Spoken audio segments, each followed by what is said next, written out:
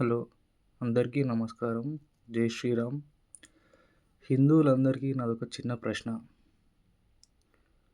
మనం అనగా హిందువులం.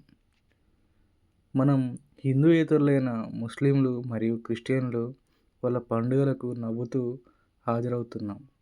టోపీ పెట్టుకొని ఇఫ్తార్ పండుగల్లో పాల్గొంటున్నాం. వాళ్ళ హలీములు తింటున్నాం. వాళ్ళ కోసం చాదర్లు కప్పుతున్నాం. కానీ నిన్న మన దగ్గర జరిగిన బోనాల పండుగలో ఎంతమంది టోపీ ధరించిన ముస్లింలు టోపీ తీసి బొట్టు పెట్టుకొని అమ్మవారికి బోనం సమర్పించారు.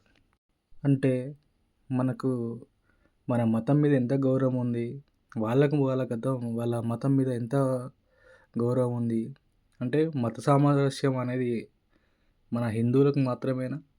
క్రిస్టియన్లకు, ముస్లింలకు వాళ్ళకి అవసరం లేదా? మనం టోపీ పెట్టుకొని హలీంని కళ్ళకద్దుకొని తింటాం. అదే మన ప్రసాదం వాళ్ళకిస్తే దాన్ని హరాం అంటారు. ఒక్కసారి ఆలోచించండి హిందూ సోదరులారా. మనం చేస్తుందేమిటి? చేయాల్సిందేమిటి? మనం మన మతాన్ని ఎంతవరకు గౌరవిస్తున్నాం?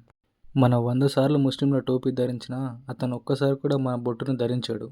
అది ఒక ముస్లింకి, హిందూకి ఉన్న తేడా.